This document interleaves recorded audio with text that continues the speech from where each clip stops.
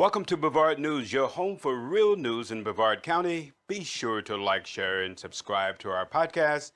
My name is Kevin Jeffrey, your moderator. Our co-host is Katie Delaney, and now I can call her the Republican nominee for County Commission seat District 1.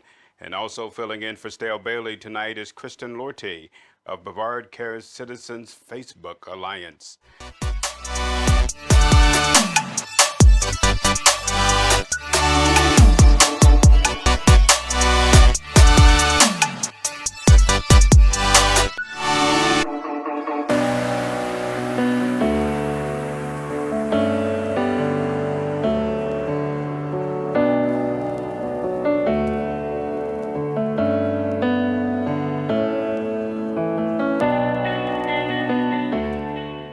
Our quote for the week: no man who is corrupt, no man who condones corruption in others can possibly do his duty by the community.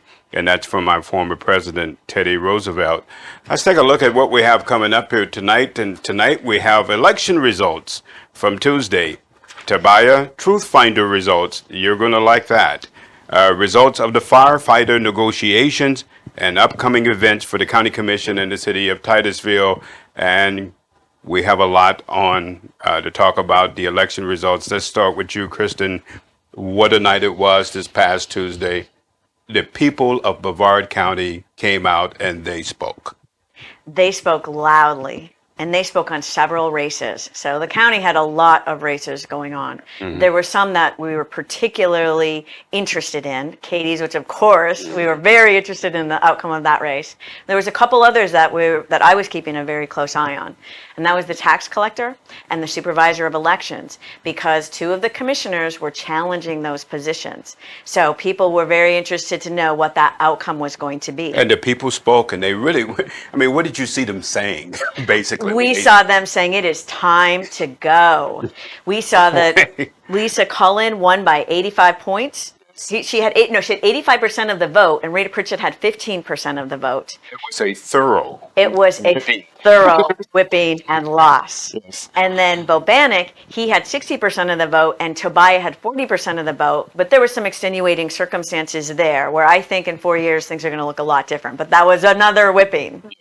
And it shows you, we're going to talk about this at the end of the podcast, that it's you, the people, that you have the power. You just have forgotten how to use it.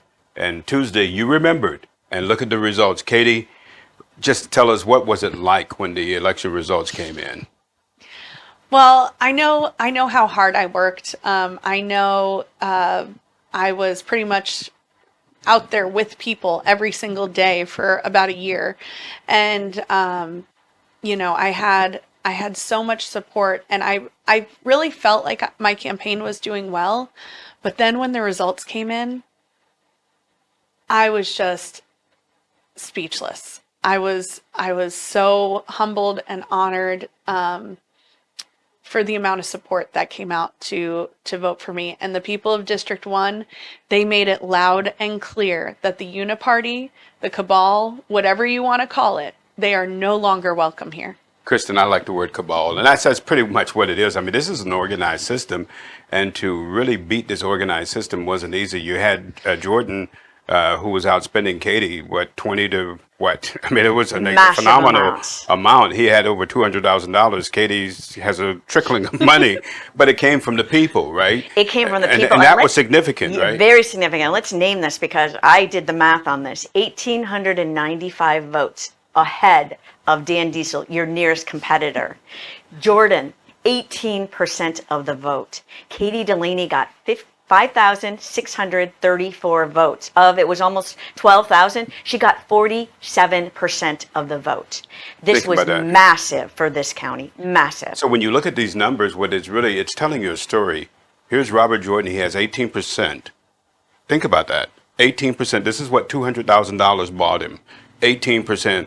And he's got billboards, he's got bench seats, he's got all of these advantages, but he couldn't outdo you.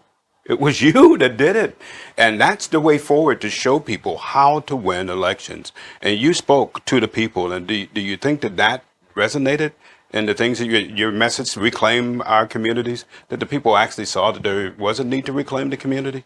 Oh, absolutely. I mean, our especially in District 1, we're like the redheaded stepchild. We get so underrepresented because we're out of sight, out of mind. And so I think that people, when I started going into these communities and showing up and showing up often, they were like, wow, this girl really means it. She's showing up all the time. We see her all the time.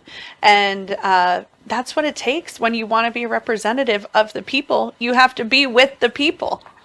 So one of the things that you see is that there was someone that had said that the people are apathetic. I don't think that the people are apathetic. I think they're not listening to, they're not hearing anyone that really they're concerned about, right? The politicians are not really speaking to them. And would that be maybe fair to say? Right. There, in my opinion, there was nobody for a long time. There's been nobody for people to believe in and to believe that they would go up there and fight for them. And you saw the results there. Kevin? Yes. Let's mention your coalition because you had so many different facets to your coalition. She had an online presence. She had the firefighters. She had the people who are concerned about development. She had the neighbor next door. She had the people who cared about meetings. The coalition.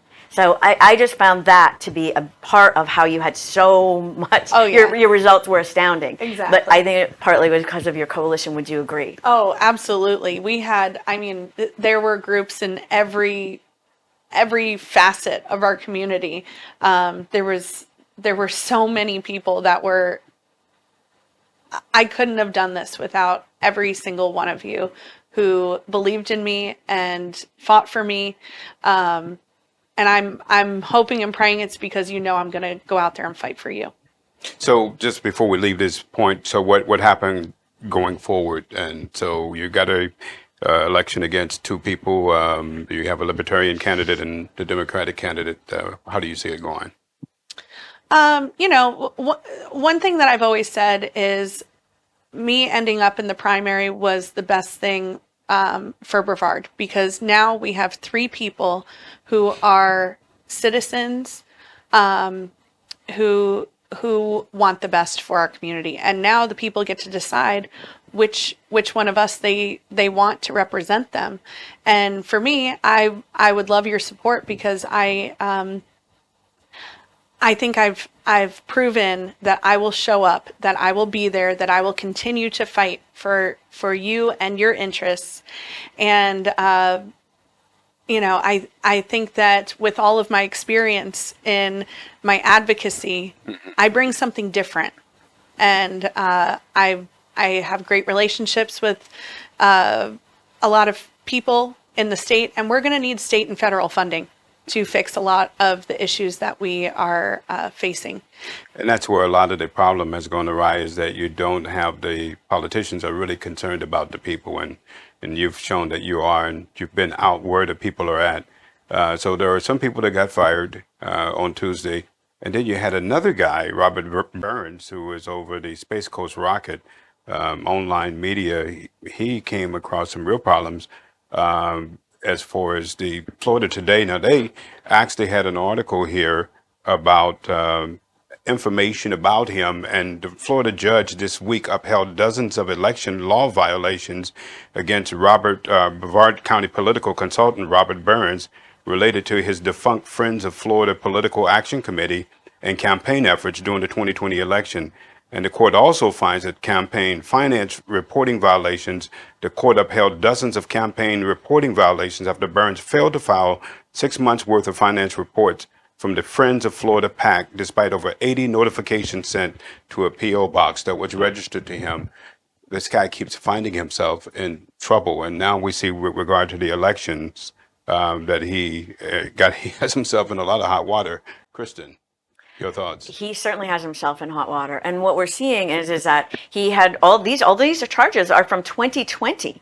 Now in 2024, he has waged a battle against the supervisor of elections for having some clerical errors in his paperwork, and he brought that suit before the court before the election. That is someone who is very interested in election involvement. So, the judge ended up dismissing that case because the judge determined that he did not have appropriate standing to bring that case, but that was very public. When you're getting the supervisor of elections on the front page of the newspaper, and at the same time, you've got dozens of charges against you for Right. election interference. What is that? Right. He's been engaged in trying to affect a lot of elections, and it's really interesting that came back on him. So we'll see what happens, because those are just charges. He had some errors in his own paperwork. That's what a lot of these were. But the charges have stood, and now we're waiting for them to go in front of the judge for the actual punishment of those, which was reported that could be over $200,000. We don't know, so we await that. But it seems like he has some of his own pickles, and yet he is weighing in on this current election. He has involved himself in this current election. He's found himself on both sides of it. I mean, he was trying to affect the election, and now he sees that also he's being found to have tried to affect the election as well. Yes, he would see it differently. He would explain it differently, but wow, did it ever make an impression on the public? Okay, so moving on to another problem, Mr. Tobia, he just keeps finding himself in more and more trouble. Now, this is troubling. This guy, Tobia, was involved in Truthfinder, and is he getting opposition research? Is this what he's doing?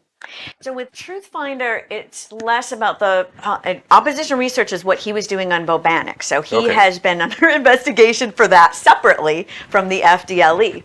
But what has been revealed is that the property appraiser has taken him to task on Truthfinder, which is a background checking service that you are not allowed to use for any professional purpose, like for screening. And yet he alleges he was using it for screening, and he has checked up on there are hundreds of names that have been revealed. There were at least 200 people that we know of. There are at least 200 entries on a list that I was able to obtain through public records because the property appraiser was so disturbed about this whole thing. And should be disturbed. This is disturbing. And I revealed this under the commissioners because I found it in the agenda online items back in March. Right. So this has been unrolling since March. But just before the election, the property appraisers did a civil action, notice to file civil action. And as a result of that, she was trying to get public records. And that is what revealed more and more of this. But they are still... the property appraiser, which is Blinkley, right? Correct. So why is she able to get these records, and why does she want these records? Well, the trouble is even she's not able to get the records. She made an attempt to get the records. The county attorney. From the county attorney who runs the records office. Okay. So she's trying to access public records, and the county attorney manages those. And she got thwarted and stonewalled enough that she decided to potentially initiate a lawsuit over it, because even she can't get the records. So is the county attorney, is this Tobia's attorney? He's also the one that gave him a pass for alcohol. Right, to have alcohol allegedly. So we are allegedly not sure of what there's an allegation from a former employee that the county attorney wrote a legal opinion that Tobia could drink in his office as non-county owned property. This is allegedly because guess what? The county attorney doesn't want to give that legal opinion over and is trying to charge me $48 to obtain it, as well as his alcohol consumption correspondence and the county policy. So we have some problems here, Katie. What do you think about? What do you make of this? This guy Tobias, it just keeps getting deeper and deeper. This is a mess, and honestly, I keep saying it. Leadership matters. We have the county manager and the county attorney who has allowed such bad behavior to go on, for not just allowed but enabled. By the way, the county manager is Frank Abate. Frank Abate. He's the source of a lot of problems in Brevard County. Remember that name, Frank Abate. Okay, let's finish. And, of course, the commissioners are elected officials, but if this is true, drunkenness is grounds for recall. So this is serious. This is very serious. And if our county attorney is enabling elected officials to drink alcohol in their And county capacity staff. and county Because staff. the allegation is that from the employee is that department heads and high-ranking officials frequently have been drinking in the District 3 offices. That is the allegation. And that individual said to look up the visitor logs, which of course we don't have those, but wouldn't we like to have that information? That is very substantive complaints. Very substantive Going back to complaints, our if they're original true, quote, or what did allegations. Theodore Roosevelt say? No man who is corrupt, no man who condones corruption in others can possibly do his duty Right. by the community. Exactly. I mean, that pretty much says it, right? Right. And it's really sickening, especially after, knowing what we pay these people. Right. We pay them a pretty penny to allow all of these shenanigans to go on. And this is why we need new leadership. And I think this guy, Tobia, and so thankful that the public saw it. I mean, he is not fit for any office, really, in some of the things that he's done. The results of the firefighter negotiation, and this came out Monday, right? And so what happened on Monday with the firefighter negotiations? So the never-ending saga of firefighter negotiations. So this negotiation was this past Monday, and so the fire union gave over a proposal for for the first year of the contract, to try to negotiate at least a little better on that first year to come up with a compromise, because the year 2 and year 3 monies have not been budgeted yet. So there's room to do a better job in year 2 and year 3.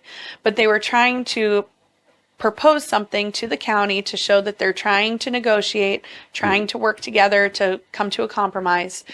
And so that took about 45 minutes. And meanwhile, the firefighters and the county could have still gone over other pieces of the contract, and that are more like administrative, or talking about like work-life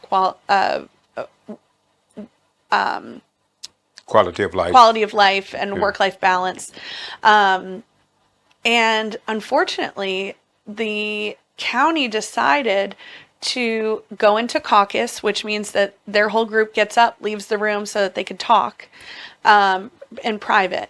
And they spent an hour and 45 minutes doing that while we all waited in that room. And then the hired attorney comes back into the room and says, "Oh, we're not coming back to the table today." Oh, wow. So tell us the implications of this, Katie. This is, they're playing games. Right. What are the implications of this? It's really just very frustrating, because the county knows that our fire department is hemorrhaging employees. Hemorrhaging. We are losing people on a weekly basis. And this is not anything new, right? No, This has been this going has on been for a going while. on. It's been getting worse. So the retention, it's hard to unfortunately. really retain experienced people because They're just being so disrespected by the county. And these people are highly experienced, highly professional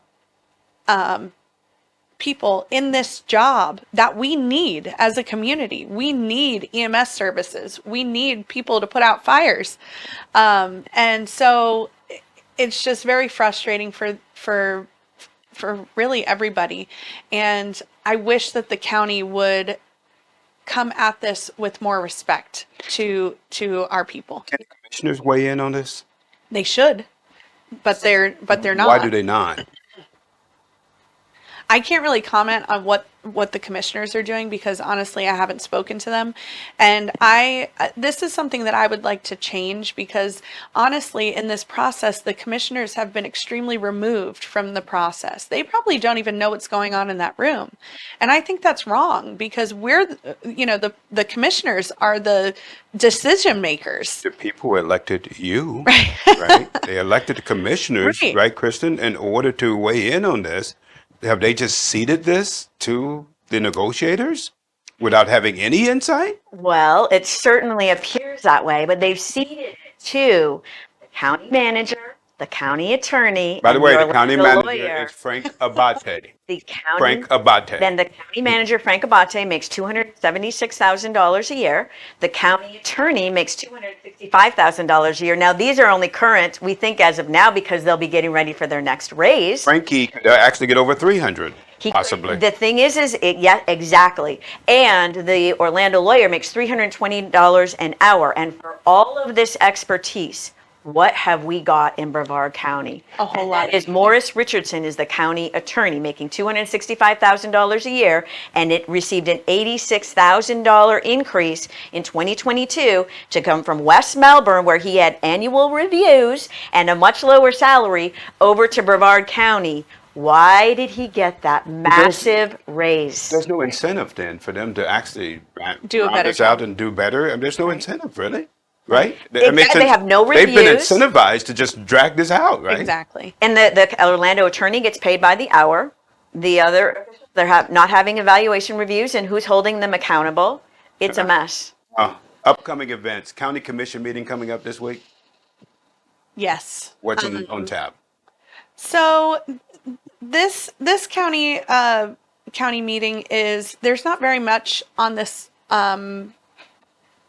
agenda that's super newsworthy. It's a lot of 25 consent agenda items. yeah, there are 25 consent agenda items. That is, that's a Consent lot. agenda items are not discussed unless they Right. get pulled off. So there's 25, over 24 items. These often have millions of dollars of spending, massive Ways decisions. of actually hhiding And they're not projects discussed and- out loud. They're not read at the meetings. They're very low profile.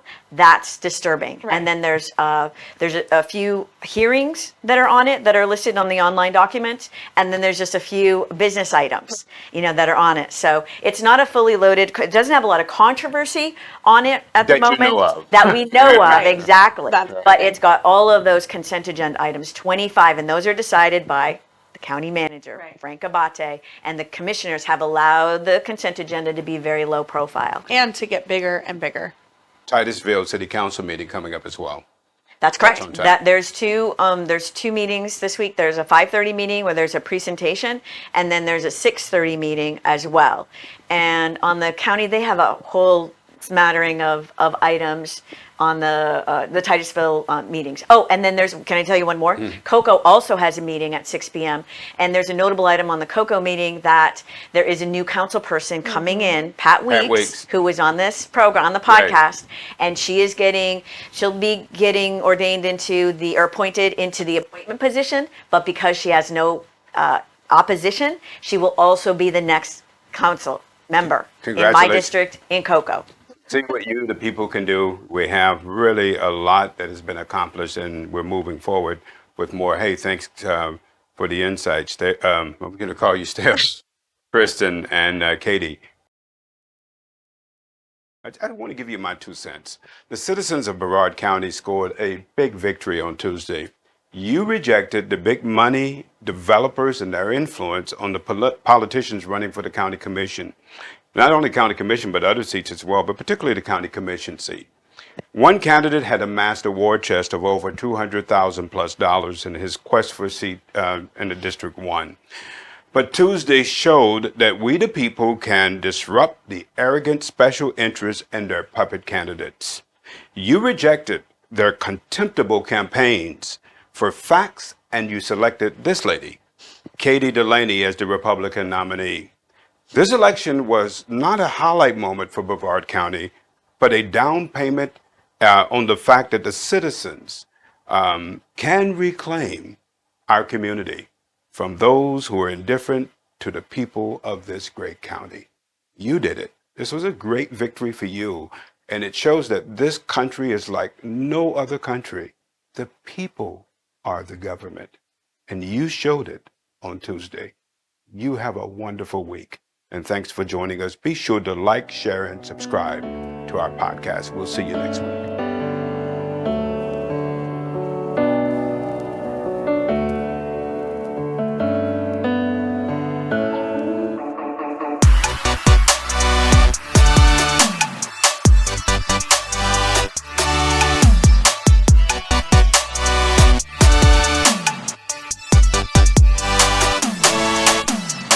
And by the way, I'm a Officers, candidate for county remove her commission from the District room, 1. please.